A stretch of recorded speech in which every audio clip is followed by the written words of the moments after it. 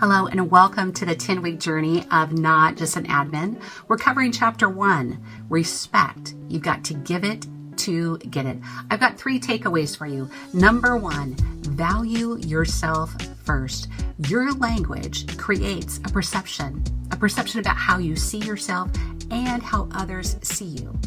Avoid using diminishing words as in I'm just an admin. Instead, embrace healthy self-respect by acknowledging your value as an assistant, who you are and what you do. Recognize your influence as an assistant. You often act as the coach, the advisor, the mentor. You're the one influencing your manager. You have the ability to shape business decisions. By reframing your mindset and embracing your worth, you not only empower yourself, but you're commanding the respect from others. Remember, you are not just an admin. I don't want to ever hear you say that again. You are essential and invaluable and wield significant influence and power.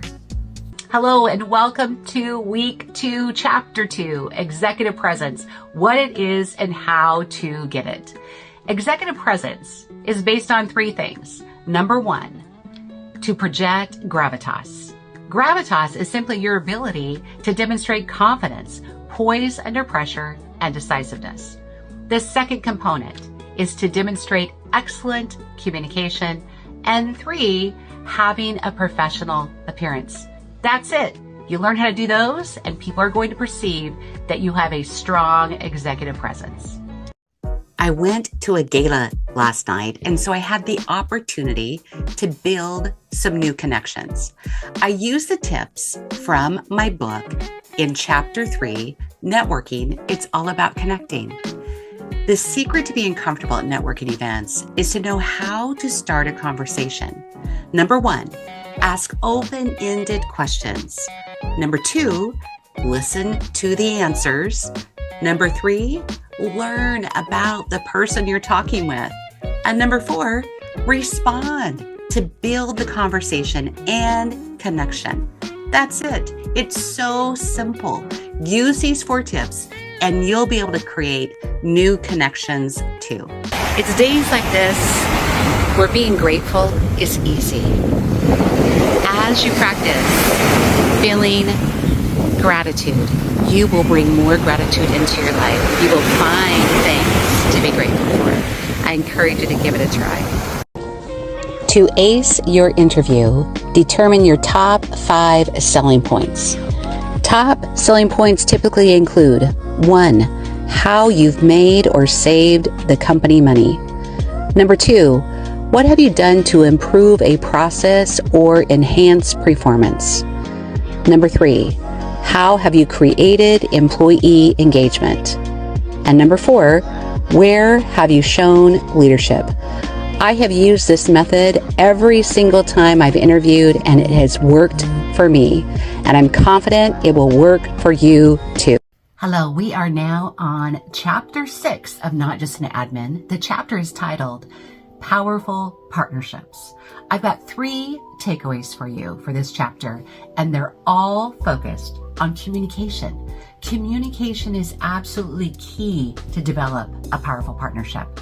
You need to be able to speak clearly, openly, and often with your executive, which means, number 2, you're having a daily meeting.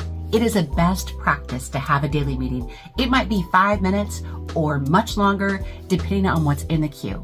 You want to make sure that you're completely prepared for that meeting, which means that you have done the work, you have everything that you need at your fingertips to make the most of your executive's time. I have had a daily meeting with every single executive that I work for, and they've never doubted the value that I provided because I made sure that the information that I gave to them, they couldn't get from any other meeting. And number 3, the art of strategic questioning. As a support professional, you are not there to direct your executive. You're there to guide them. Asking strategic questions is a great way to do that. For example, say that they have agreed to provide a presentation to ABC Group, And that group is not part of the big picture. It's not part of the strategic plan. It's not part of their goals and priorities. All you would have to do is simply ask your executive the question.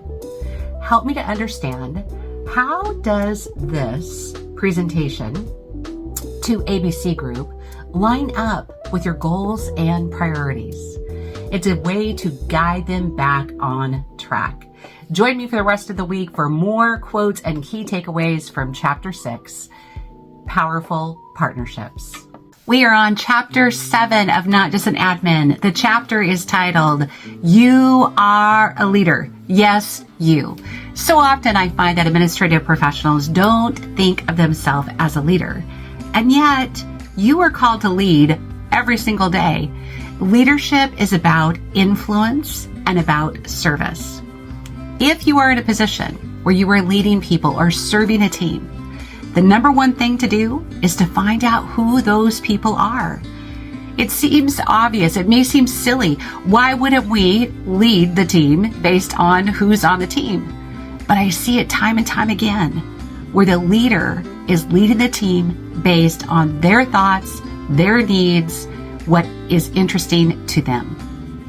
If you've been called to lead, find out who the people are on your team. We are now on week 8 of Not Just an Admin. This chapter is titled, Yes, I've Been Fired. And I want to tell you my personal story of being fired. Imagine this. I'm working as an office manager for a small real estate organization. And I'm thinking that I'm nailing it. I'm taking on new projects, I'm learning new skills, I'm getting favorable feedback. When out of nowhere, I get called into the manager's office. And I'm thinking, what is going on? My heart starts pounding. I'm wondering, I'm nervous. And here's what I get told. I'm sorry, but we don't think you want to work here anymore. I was shocked. I was completely out of the blue, completely didn't know that it was coming.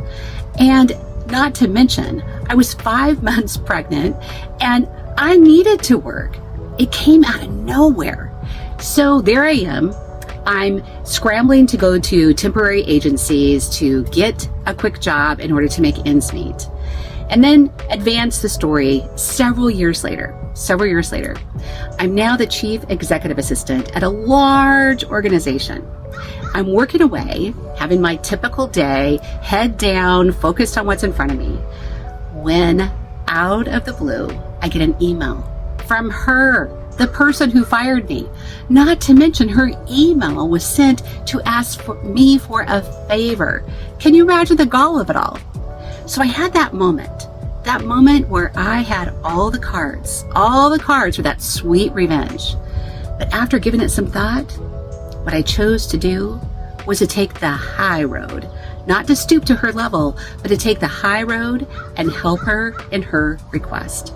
What I learned is you'll never regret taking the high road. Hi, we are now on Chapter 9 of Not Just an Admin. The chapter is titled, Mentoring Can Make All the Difference. And I want to have this week the focus be a challenge for you. Do you see yourself as a mentor sees you? A mentor sees you with all of the potential, all the possibilities, all the talent that is within you. Do you see yourself that way? When you look in the mirror, do you see someone that has talent and capabilities, or do you doubt yourself? The challenge is this. Start seeing yourself the way that a mentor sees you. Hello and welcome to 10 weeks of Not Just an Admin.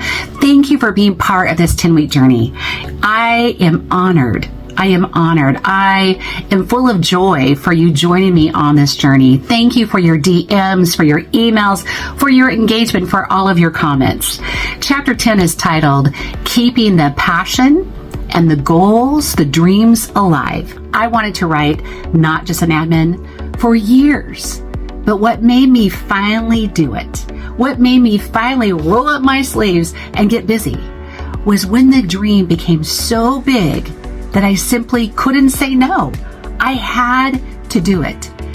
You see, what I learned is when the dream is big enough, you'll do it, no matter if you get paid for it or not. In the beginning, I wanted the book to be a bestseller. I wanted everyone to love it. The essence of my dream is that I wanted it to help people. I had knowledge that I wanted to share. My goal was to make a difference, a positive difference for the administrative profession. And I also wanted to write the book for my family to show them that whatever your goal is, you can achieve it. I also learned it's not about asking anybody for permission or asking anyone if they think you can do it. You simply go for it boldly, with full conviction, knowing that you can achieve it. It'll take time. It'll take effort. It'll take moments where you're going to have to say no to other things in your life in order to work on your dream. It was challenging. But once that dream is big enough, once it's important enough, you'll do what it takes to make it happen. I want you to take a moment and ask yourself, what did you want to be as a child? What is that dream that calls for you when you lay your head on your pillow at night? What is it, that thing that you always think about in January that you want to accomplish this year?